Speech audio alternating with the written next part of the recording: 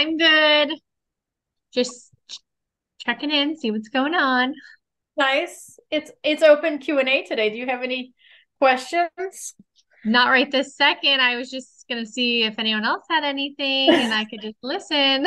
I just saw it on Facebook and I was like, oh, I'm just sitting on my computer on Boomtown trying to Nice. figure that out. That's probably where all my questions are right now. I only have a basic knowledge of Boomtown. You want to know how to put somebody in there, how to add a note, how to add tags, I can do all that. Now, if you want to know how to go above and beyond, I'm not your person right now. So how about once because I haven't had anyone use it, I don't think. Like I've put people in there and getting them on like a drip because I'm used to Real Scout. I love Real Scout and I see it. Let me put my video on so you don't feel like you're talking. Well, it's really close. Um, is it kind of like the same thing? Will I see it the same way that I see Real Scout? Yeah, you will. So, and I still think it's a good idea to keep people on both programs. The reason being is that I kind of like Real Scouts like monthly neighborhood update that you can send them like the monthly market update. As far as that goes, as far as if you're using it for property searches, I don't know which one, but like for existing clients that have closed on a property or aren't actually looking for properties quite yet, I do like Real Scouts monthly market update. Um, I don't even use and that, actually. oh, you should use that. So let me look And into that. and I do like Boomtown, and I'm a big proponent of having two systems. Not because it's overwhelming and cumbersome, but because if somebody unsubscribes from one, like if you're sending a newsletter out through Boomtown and they unsubscribe from that newsletter because they decide they don't want a newsletter, they've also now and you've got your property searches or your neighborhood market updates going out through Boomtown. They've now unsubscribed from the entire thing. So you have no way to continue dripping on them. Whereas if you have them in two systems, whether it's like Boomtown and Real Scout or Boomtown and the Berries, then if they unsubscribe from one, they haven't unsubscribed from both. So you still have a way Mm. to continue to drip on them. So I do kind of like the two systems. But hold on, let me share my screen here. Amy, really quick before I forget, Yeah. is there a free service where we can do send them like how much their home is worth? Yeah, I mean, yes and no. How's that for an answer? Haha. I So love it. So Real Scout doesn't tell them how much their home is worth. It just tells them kind of what's going on in the neighborhood. You could probably do something similar through Boomtown, but and I don't know of a free automated service that will do that. You can go into Okay. RPR, like if you went into RPR like once a year or twice a year and plugged your people in there, you could pull just like a really easy report that way to do it. So that would be one way to go in there and get that information and then send it out to them. But I don't know of a free way to do that automatically. How's that for an answer?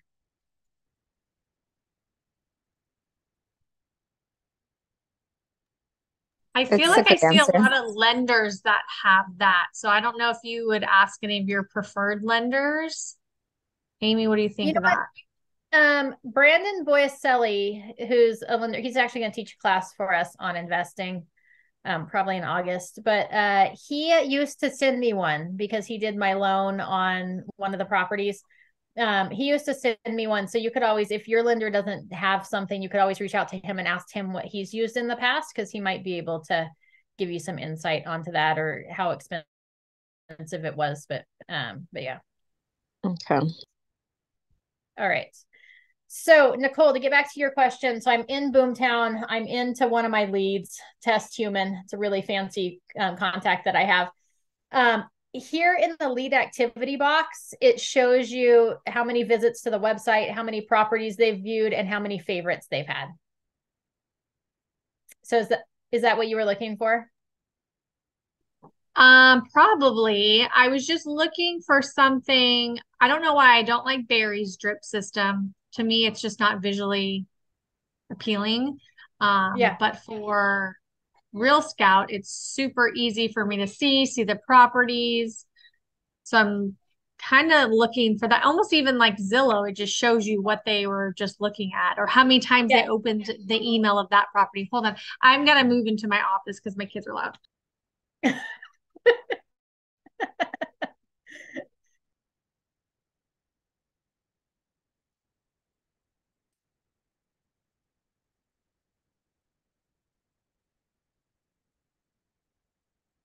See here. While she's doing that, I know you can add a column. Oh, you can see it right here.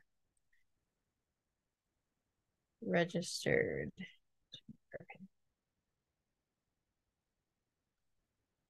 I don't know what that is. If you want to send an email through Boomtown, do you have to ask the person, whoever you're sending it to, for permission to, or do they send them like an email letting them know that you want to send them a message and they have to accept? They may. I was trying to think because I think I've It just gotten comes email. through. Yeah, I think it just goes.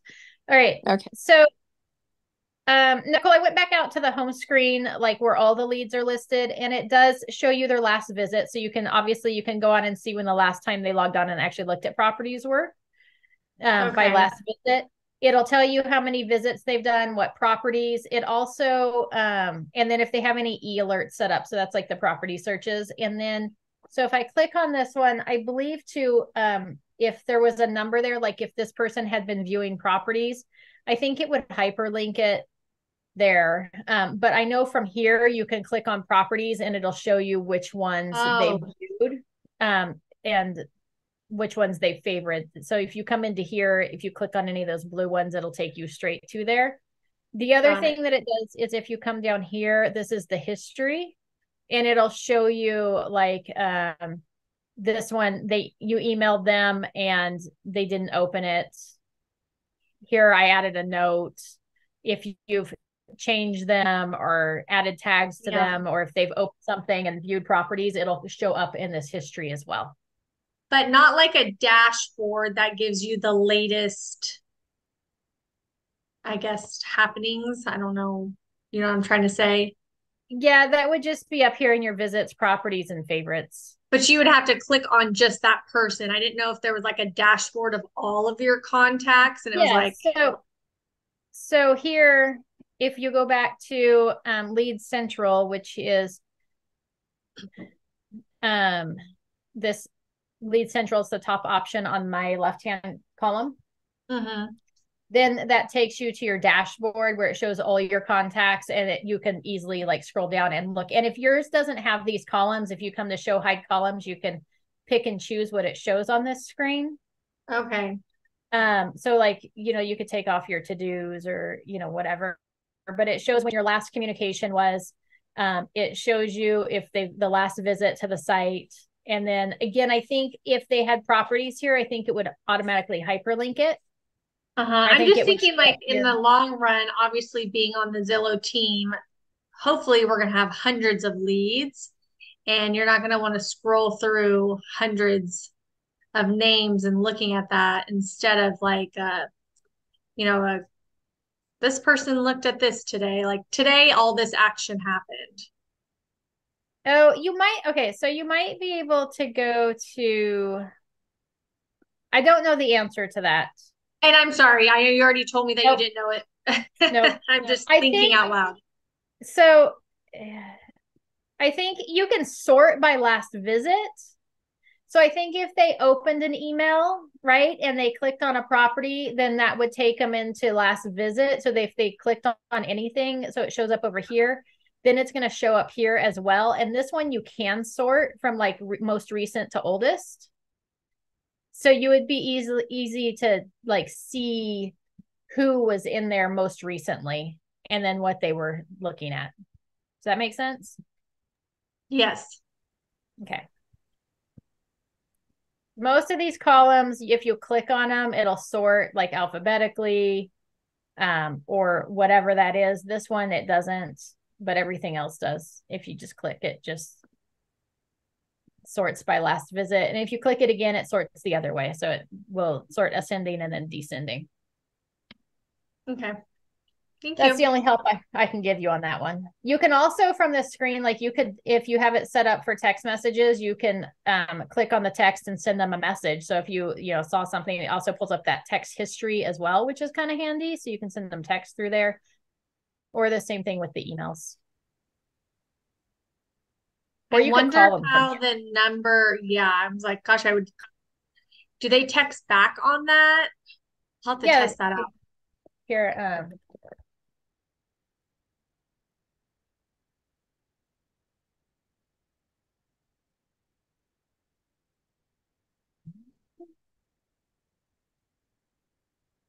it probably has another phone number.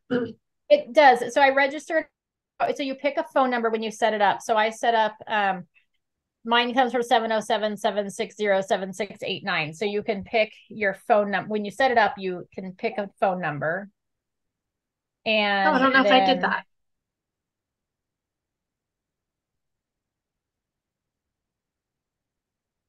Oh, okay. And then when they respond, let me find my camera. Oh, I got you a small little box. Hold on, how do I make you bigger?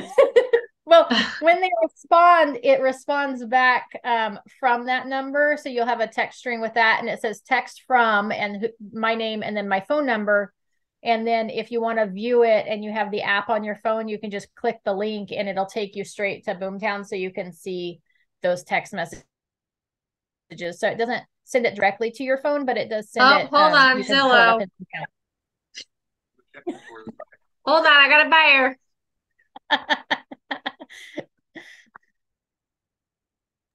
Hey, Amy, do you know how we can our website?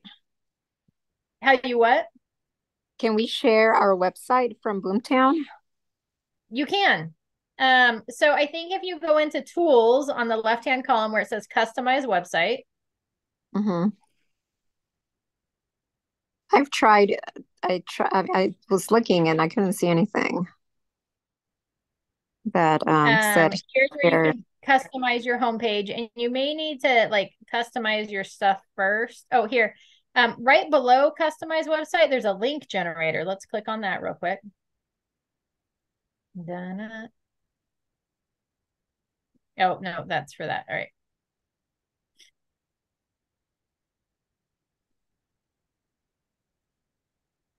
Okay, I know I've seen it someplace.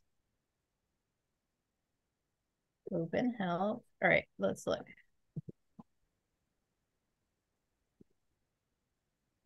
You guys are always your pictures. Oh, you know what? I've got two screens open. I can throw you guys on the other screen. Check that out. Make it bigger so I got more people. All right, there we go.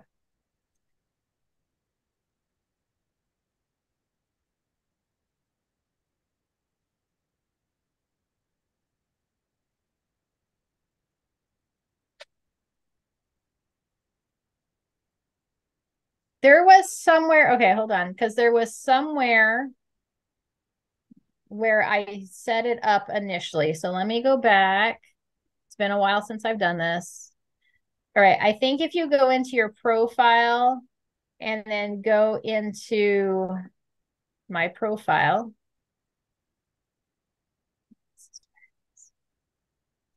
Then see agent website right here. So my profile agent website, that's where you specify the address. And then that's the address that you would share. Oh, okay. So I would just I knew there was some place. I searched for this the other day. So here mine's like amyp.rogfox.com.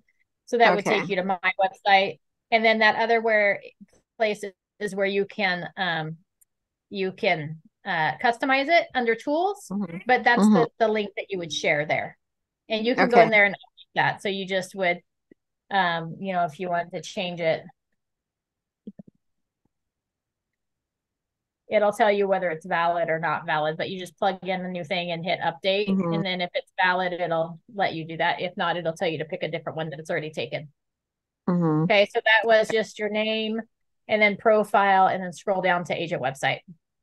Okay, so just share the link Yep. or the whatever it's called. Okay, I do. Yep. I have another question that Okay. I was going to text you about, but might as well ask you now. So I sent a contingency removal to an agent, Okay. um, because I needed him to do the addendum to remove one of the sellers. Okay, Yes. so he sent me the addendum signed by the sellers, and I Okay. just realized I never got the contingency removal signed back. So You won't. technically, those contingencies, not so the sellers don't have to sign that. No, the contingency removal does not require a seller's signature. Just for the Oh, record, I that's think that's right. one of the forms that has an error in car forms. I think it should Hmm. require the seller's acknowledgement, not for it to be valid, but just so we have proof that the sellers are aware those contingencies were removed. Uh-huh. But the seller doesn't have to sign it, initial it, nothing. Once you send it over, as long as all the, if there's criteria Uh-huh. that went along with it, like not valid without signed addendum or whatever, then um, as long as it's all met, then it's considered removed once the buyers have signed it and you've electronically sent it over. Okay, because my TC was asking me for the first one because I had the other I removed the loan contingency. We haven't sent it. I just have it ready. And Oh yeah. so I did contingency removal number 2, right? Yep. Yep. The first And one, she everything. was asking me for the first one, and I was like, "Oh, I never got it back because I forgot or I didn't realize that." Um, I thought that the sellers had to sign that as well. No, so you can just send her the copy of the one that you sent the sellers with that addendum, and then with the signed addendum and that it's complete. Okay, good to know. Fabulous. So yeah, the sellers do not, and contingency removal is one of those forms that we will be covering on Thursday for Thursday forms. We're covering the contingency removal, the notice to buyer to perform, the notice to seller to perform, and the demand to close escrow. So all those important forms. This video is probably going to get flagged now because my email address was on there. Hopefully they won't catch it. Sorry, Abby. You might want to blur that out if you can in the video before you post it. YouTube likes to take off all my videos. So she's laughing at me. All right, what other questions do we have?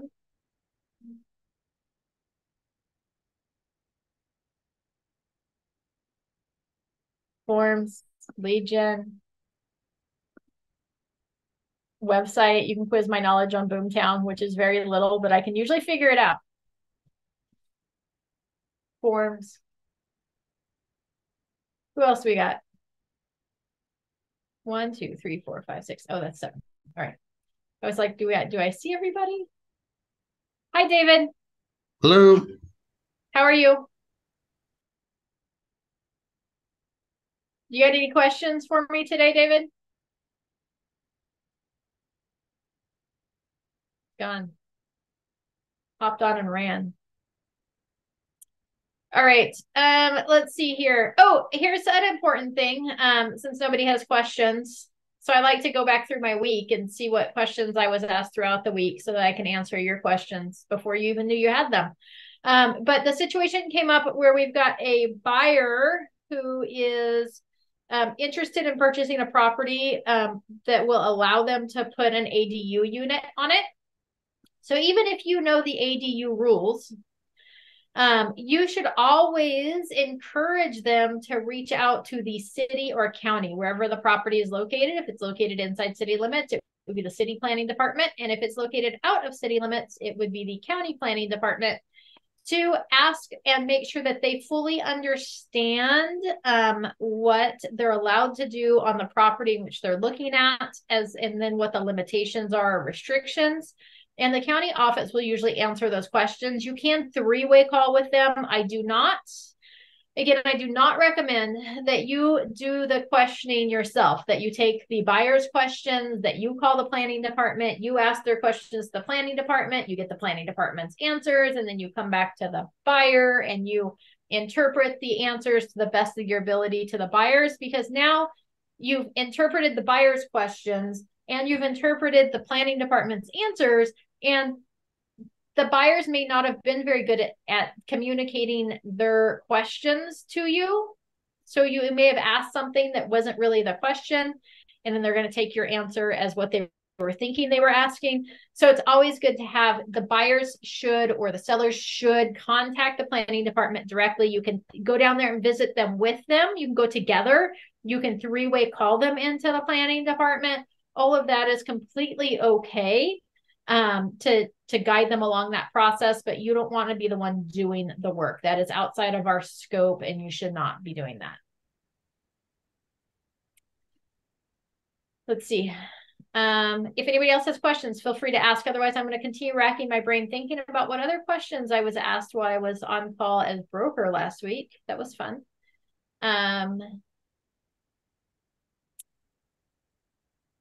I think I just got like random questions. One of them was good, but I don't remember what it is now. It's gone. It's lost my memory, left my memory.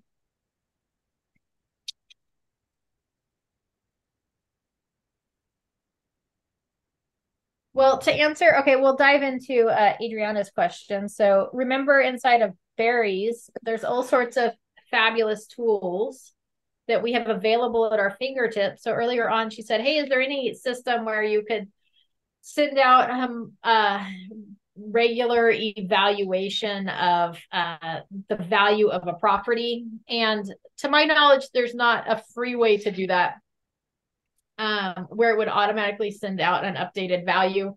It was mentioned by Nicole, so in case you weren't on at the beginning of the call, it was mentioned by Nicole that there are like some of the lenders have platforms, and I don't think they're free probably, but if you know of a lender or you've received emails like that in the past, reach out. So I had mentioned that Brandon Boiselli,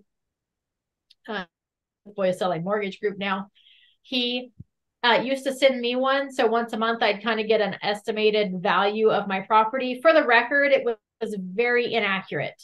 But it was also that I lived in the country, so nothing's accurate out there that's automated. But at least it was something, and it at least kind of got the balls turning on, I looked at it every month and was like, oh, that's accurate or that's inaccurate. But so calling somebody like that to ask them what system they used might be a good form. Otherwise, if you like, I do recommend a couple times a year for everybody in your database, at least kind of that inner circle as you grow it. If you were on our call, I think it was last week, we talked about your database, build it, grow, or build it, something, work it. I don't remember what the title was, but we talked about how to manage your database. And one of the touches that I would recommend doing to your database would be that you once or twice a year send them out an evaluation of what their market value of the property is. And there's a couple ways to do that. You can go into Berries, plug in their address, do the search, right? Like you would a regular CMA, and you can run that regular CMA. RPR kind of has like a quick and dirty way to do that. So this might be a good way to do it, where you can knock it out fairly quickly. There's no right or wrong time to do this, right? I probably wouldn't line it up with another touch that I'm already doing. So if I'm sending them a happy home anniversary card on their home anniversary, I probably don't also want to send this. I probably want to space this out 6 months, right? And so you could space them out so you're doing just a few a week, and you set it up as a reminder in your database system to send out their annual analysis or every 6-month analysis. But you can create a report, right? And then it'll walk you through that process. So now if I go into reports, let's see what I've got here. I think it'll pull up I think maybe it's under my work. Let's see here.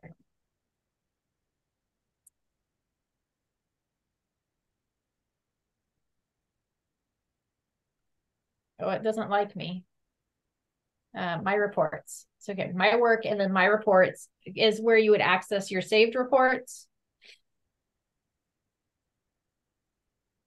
Oh, they expire after 30 days. Darn it. Well, you can go in there and hit create. Oh, here we go. Saved searches. Let's try this again.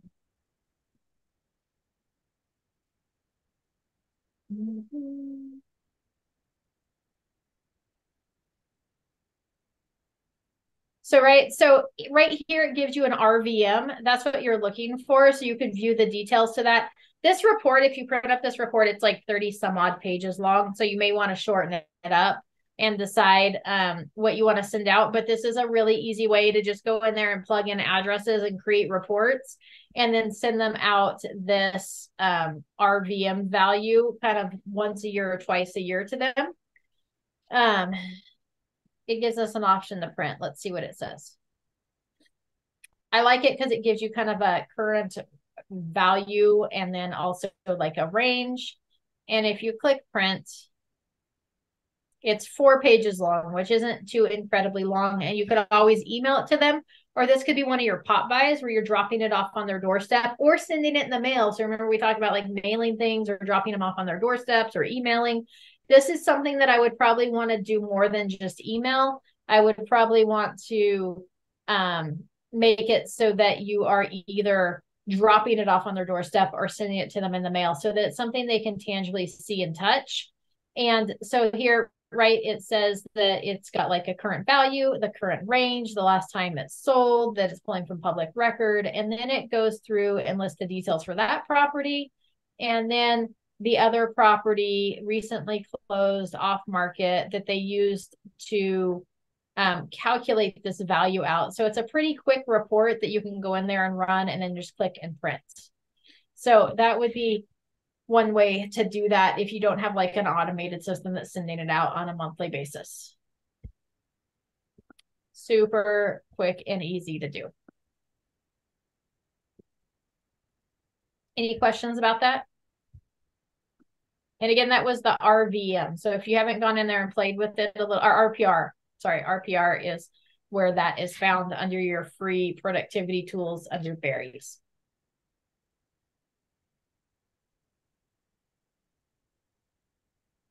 Who else has questions?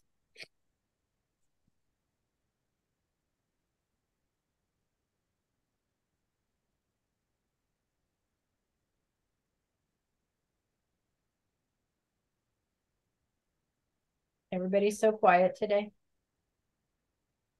All right, let me think of more things that you might find useful. Oh, here, in case you didn't know this, see this super link right now? This right here on this productivity tools, that's where you can access your lockbox access or whatever lockboxes you have. So here, if we go into listings, this will pull your lockbox number and your listing. I don't know what this one's got on there, but so you can go to listing details. If you have it set up with the property address, it'll tell you that it's got the MLS number on there. You could add the address. Here's where it says your showing hours, any notes that you've added. Did you know you could add that to your lockboxes? If you are managing it, when you have your lockbox handy on your phone app, you can go in there and edit all sorts of details. You can set up for, you can add feedback questions to here. So it would prompt the agent for feedback. Send showing notifications. So when people are seeing the property, you can plug that in there. If you want additional notifications, you know, you could actually set up your sellers to receive the notifications for that lockbox so that they're notified when somebody accesses the property and when that showing has been finished, right? How handy would that be? And you can send these via email, or you can send a text message via email, right? So you would put in here the 10-digit wireless and then the whatever it is, right, up here. And then it would notify them via text, which is handy. So super simple and handy there. You can also go into reports So you can create a showing report for a property. So if it's been on the market for a while, maybe you're going to do a price reduction. You wanted to go back and let all the agents know that have showed that property. If they are, you know, you've got your lockbox assigned to it, you can go in there, you can select the date range, include showing agent contact information in report, include feedback. You can hit create report. I don't know if this is going to pull up anything. There's no showings for the date range. So it would pull up that report, and then you would have access to, I obviously need to update my information in here still. You would have access to that, and you could either provide it to, right, to your admin or whoever, and then you could follow up and send out text messages to all those agents that have shown the property and say, hey, I know you showed the property at 123 Sample Street. I just wanted to give you a heads up that we're getting ready to do a price adjustment. We're going to reduce the price to this amount, or, hey, we did a price adjustment, or, you know, those repairs you pinpointed that it kind of made your buyers back off. The roof was looking really crummy. We actually had a roof inspection done and had all the work completed on the roof, right? So it gives us a really easy way to go back and track down who's shown that property and to give them an update of what's going on with that listing. Or maybe it's coming back on the market, right? And we want to let everybody know that showed it, that it's coming back on the market. Super way to track down that. So that would just be under reports. Okay. So so under listings, we can access the lockbox information, and under reports, we can run those reports for your listings. If you wanted so here's another one under reports. So, right, we went to the showing report. Here's the key activity report. That's going to show information for all the lockboxes you have accessed. Okay, so if you didn't do a very good job of keeping detailed records of what you showed a buyer and you were only working with one, you could go back and look at that. Or if you know who you showed properties to on what days, then you could go back and pull those addresses. So a couple of easy things there to be able to access. This is where you would change your, oops, hold on. Quick links here. It's probably under settings as well. This is where you could change your PIN number, you know, your number that you use to access properties. You can do it there. For your lockboxes, they all have a lockbox code that's assigned to the lockbox and not your key. So the key that you use to access properties is different than the PIN number that you use to access the lockboxes.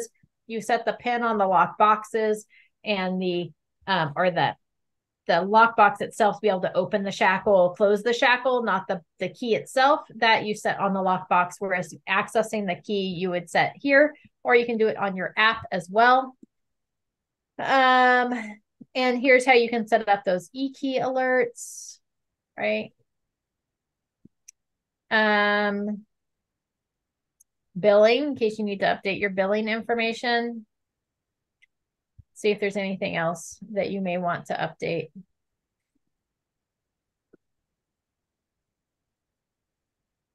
And remember, we just got there through Barry's. So this link is in Barry's, so you can go back and find it. You can add lock boxes to your inventory. So if I go in here and click on lock boxes, it'll show me all the lock boxes that I have assigned to me, right? And then it's got the, in case you forgot what the shackle code was, it's got the shackle code there. It also has a CBS code for that lockbox. So if you have that CBS code on there, that's where it's on. And then if it's assigned to a listing, it concerns me. I need to look up what this MLS number was, because I'm wondering if maybe the lockbox didn't get pulled off the property. But go with the little settings, right? There was the lockbox settings.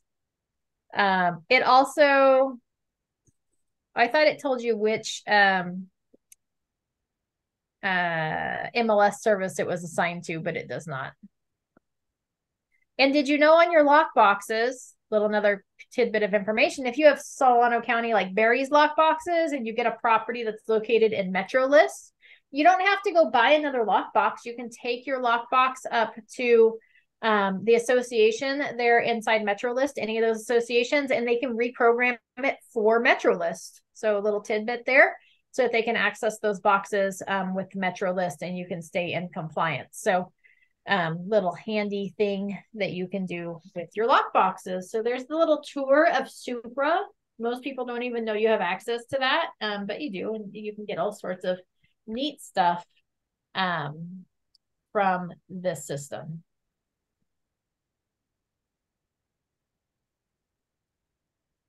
Anybody think of any questions? All right, we'll just go back through. Let's see, what else? I've shown you this before, but we do have access to trend graphics where you can pull up those trends. Those are always fun. You can do this from inside of Barry's as well as that main homepage. But here is where you can pull up reports so you can see what the market is doing. Like right now we've got Barry's. Maybe we want, let's see, these are all counties. We don't want all counties. Maybe we just want Solano County. I feel like it should have been right there, but we'll come down further.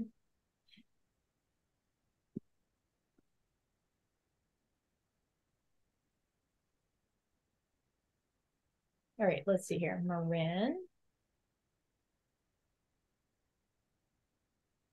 Napa. Oh, it's divided. Oh, there we go. Solano County. So it's divided by the county and then the cities. So you've got that, right? If you wanted it divided by, maybe we didn't want counties, we wanted cities, we can go city here. And then it will just give you the cities instead of all the individual areas. So maybe we just want like Vacaville alphabetical. So we're going to scroll on down here. QRST, that would mean I need to know my alphabet. All right. And then maybe we want, instead of all residential properties, maybe we want all single family homes. And here's where you can choose the period. This goes back for about the last year. You could go back further than that. Like let's go back the last 15 months. You could do custom date range. Once you've selected, you hit show. It's going to update this chart for us.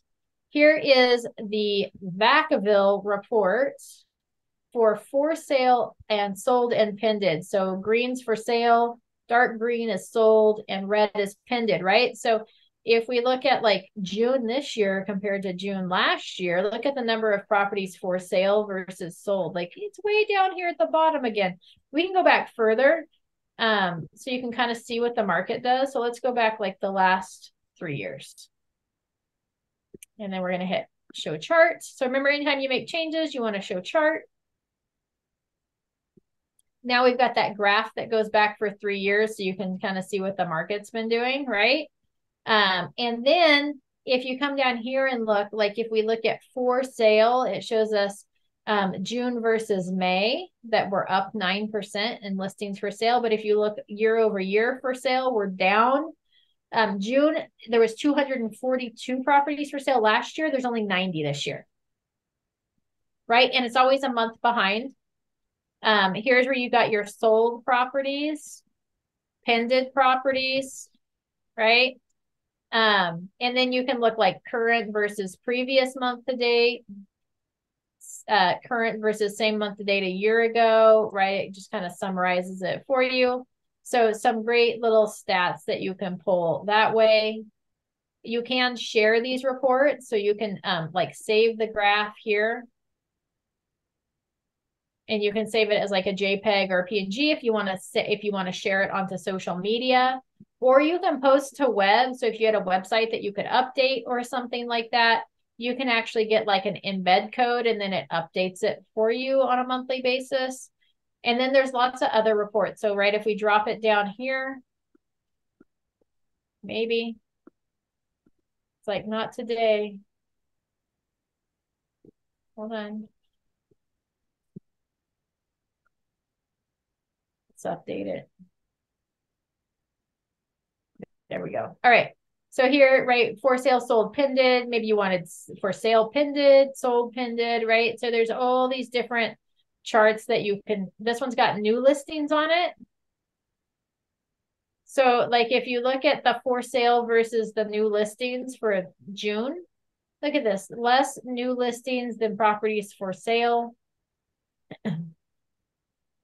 Over here, we had more newly listed than for sale. We've got the numbers down there. And then you can scroll across. So we've got like average price per square foot sold. Shows you what that kind of numbers are looking like, right? The market was kind of like dipping and now it's coming back up. It popped up. And remember, this is average price per square foot. You can go days on market, average days on market, and sold as a percentage of listing price. Here's where we kind of dipped and now we're coming back up. And then our days on market, look at, they kind of grew and now they're shrinking back down again. Right? So lots of fun sold price to listing price. So lots of fun graphs. You can come in here and pull average price for sale versus sold, median price sold. So if you don't know the difference between median and average, most people don't. The average is, right, if there's 5 properties for sale, we add up all 5 properties with the list prices and we divide it by 5. That's our average. For our median, it would be the property in the middle. So the 2 highest properties get eliminated out of the 5 and the 2 lowest properties get eliminated out of 5. And then we have the property in the middle. That is the median price. So neither one is a great indicator of what the like normal sales price is. You really want to look at kind of the group of middle numbers, but you got average and median. Oftentimes I look at the median price versus the average price. I just feel like it's a little better indicator. Here's your average versus median. So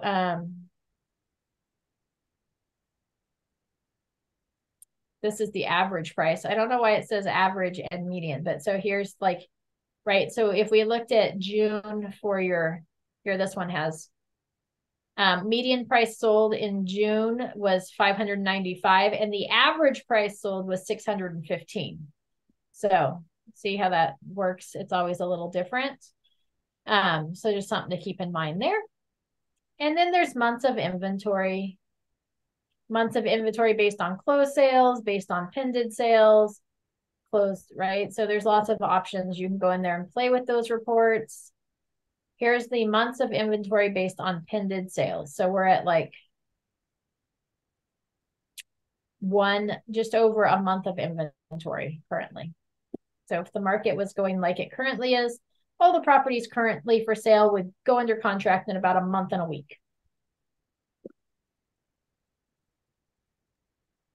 Amy, I had a quick question. Yeah. Where do you find this? I'm not able to just pull it up on my regular browser. So it should be berries and then this trend graphics. Ah, cool. If you have pop-up blocked, then it won't come up. It's going to open up in a new window. And so sometimes if your pop-ups are blocked, you'll get a little error message up here and you just have to allow those pop-ups. Awesome. Thank you. Yep, absolutely. I'm back with a question too. So exciting.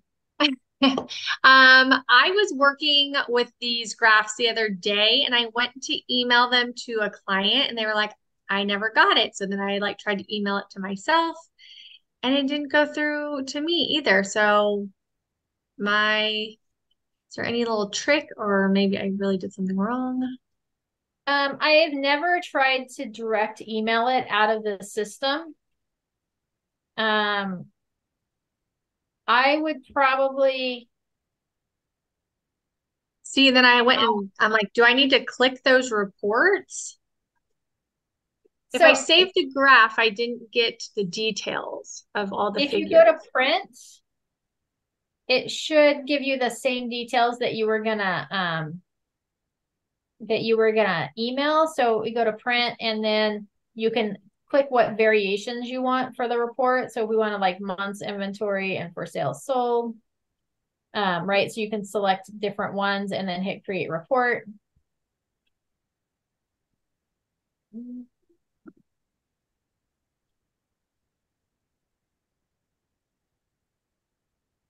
So that's whichever graphs and the data that you selected, well, here's what it's based on. So where it's pulling the data, it's It's got the graph there. So it It just just shows doesn't the, have all those figures like yeah, it because doesn't. my client was really like, why is the square footage so high in Davis? And I was like, well, let's look at the trends. It's not. But I couldn't get all of that information that you see at the bottom where it tells you like how much per month and Yeah, where it has the actual graph. yeah, Let's see. that's I don't know. I was like, what am I doing wrong? It doesn't want you to actually have those details. It may be in the setup too. So let's see. Let's go. Oh, wait.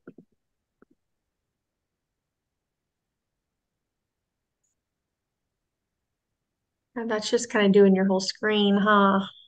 Yeah, I just hit print on there and I was gonna see if I could like shrink it down to fit on the page. I feel like Ed always uses these. He might not. Well, I always just see his graphs. It could be a so if you so here's the screen, right? And then I just went to custom on scale and kind of Uh-huh. downsized it just a little bit. So it's got the whole page. So it's fitting on the width side of it. Yeah. So that's one way to do it. It could be in I was gonna see if there was like a setting that I missed. I don't know why oh, I know why it is. Anyways, that was under print. That's where I went. No, that's not where I went to. So let's look here. Oh, here on print, you go Oh, to I think I select, hit yes. and then you want to come down here to include table data. Yes. Yes. I thought I And did that. create report. And then the summary changed. So you may want both of those. So now when I open it, it should have the table data on there. Okay. So go to print Thank and then you. send a PDF report. Yep. I don't think I hit create report. I don't know what I did. I'll have to go back. I think I just like hit all that and then thought I hit email. Well, it did. So the email doesn't give you the option. And you said they didn't receive the email anyways. Yeah. And Oh, you know what? You do have to select it on email too.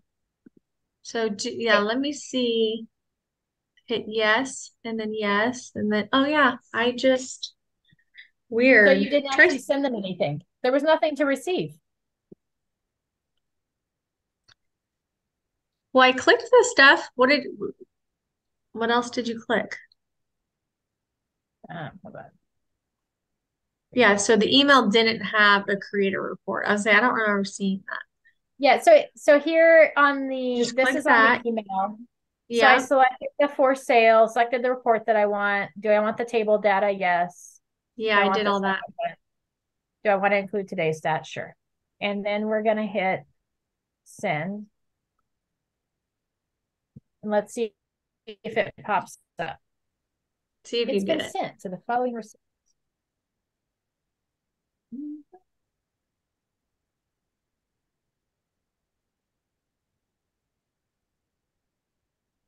Let's see. Right. Oh, no, that was different. I was almost excited. Down, new text message. I wonder too, let's go look here. Oh, you know what? It went to my spam folder. Oh, boo. Yeah. But it did come up and it's got all the stuff on there. But it did go to my spam folder. So I would probably recommend doing the PDF and then sending them the PDF direct from your email. Okay. So yeah. Oh, yeah. I just went in my spam. I see it now. Darn spam folders. Dang it. I didn't think I was spam. I didn't think I had to worry about that. It's because it's sent from this system. Yeah. Yeah. Thank you. So, you're welcome. Just like that in real life. Anybody else got questions? By the way, wasn't he bringing the two things? Yeah, he played the father in those types. And by the way, it started to annoy me. All right, we muted David. Got some stuff going on. So there you go. You got trend graphics you can pull up. You've got the RPR for properties. We talked about Boomtown and how to see what your people are looking at and how to get to your website, your link, how to change that link. Anything else? What other questions?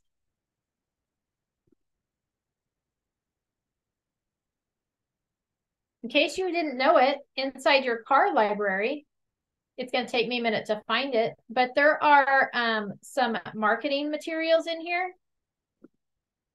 Let's see here. Business tools, I think, is where you'll find them. Nope. Not risk management. Marketing tools. Learn and Thrive. Marketing tools. In case you didn't know it too, when you go to get your license is up for renewal, number one, please don't wait until the last day to renew your license. Number two, CAR offers all of your continuing education classes free. So if you do it in advance, you can come on the CAR and take care of all your continuing ed. I recommend that you put a calendar notification in your calendar about a year before your continuing ed classes are due to start working through the courses. They don't take an entirely long time to do it. I've knocked it out in like a couple days before. However, it's not always the most fun thing to do. So I recommend that you calendar it 6 months in advance or 8 months in advance or maybe 12 months in advance, and then come on and start working through those classes so that you can renew your license on time. There are these infographics on here. So again, we went to Learn and Thrive, and then we went to marketing tools. There's kind of some fun things in here that you have access to. The California June 23rd sales and price report, right? So it's got some cool graphics that you can utilize on your social media. You can hit save image, right? And then you can use that. Kind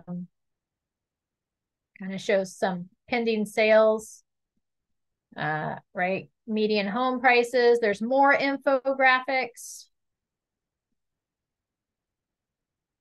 You can go back a couple of months for those. Here's the Q1 2023 Housing Affordability Index. So you'll see like some of these pop up in like our NSCAR meetings and stuff. This is where you can find some of those infographics. I think this is just going to go back in history. So if you wanted to see what some other months look like, you can go back in history. Let's go back to For Your Clients.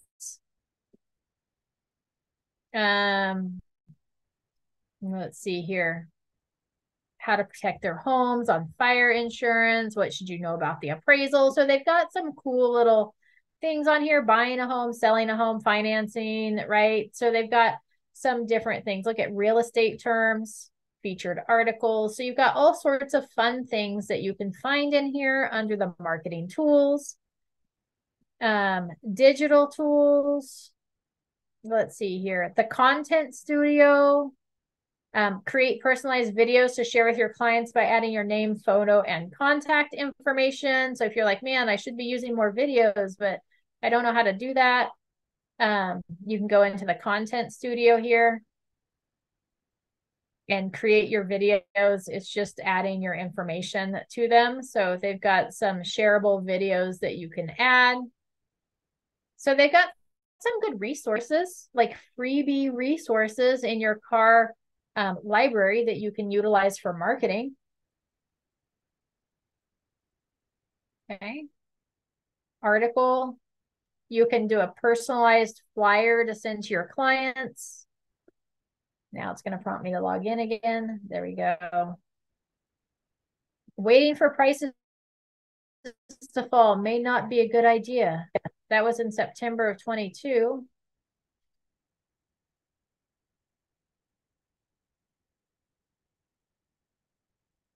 Look at it, it's already personalized with my information on it. You could make it prettier. It's not the prettiest thing, but here, you know, it's showing some stats and got a little information. So just some cool tools that you have at your fingertips. Go in there and play with that. So again, Learn and Thrive, and then marketing. You've got some neat stuff in there that you can access. Charts and graphs. region specific, statewide. All right, any further questions before we wrap up for today?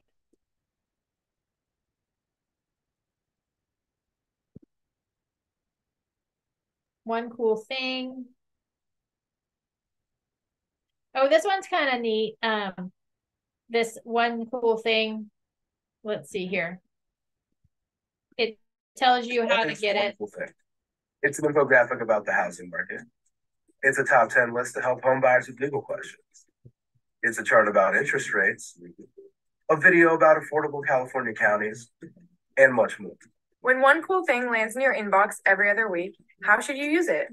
One Cool Things are made with your clients in mind. Use it to showcase your knowledge of the housing market and to add value to your personal brand. It's simple to share it on Facebook, tweet it, or pin it. Copy and paste it into your newsletters, onto your website, even on the postcards. Show your clients that you have the knowledge they need and do it with style. One Cool Thing. Read it, use it, share it.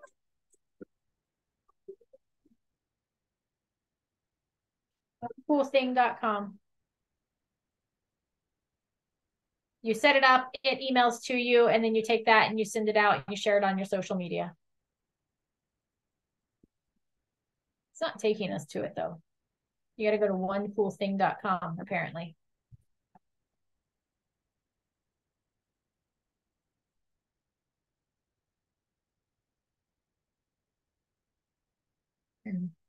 There you go.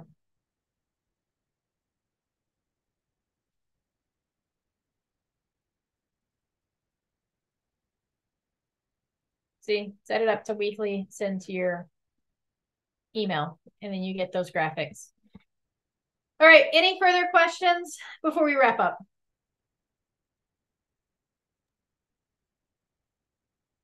Nope. Thank you, Amy. All right, hope you guys found this useful. We're going to cover more tips and some fun scripts tomorrow that you might want to utilize in your business. That's at 9 a.m., the same link. And then Thursday at 9 a.m., we have our summer series forms, and we'll be covering again that's contingency removal, the notice to performs, and the demand to close escrow. All super fun forms. So we will see you tomorrow at 9 a.m. If you haven't left already, click in the chat box and log your attendance for me. And then also if you want to see any other trainings coming up in the fall, it gives you a place to suggest upcoming trainings. So we'll see you soon.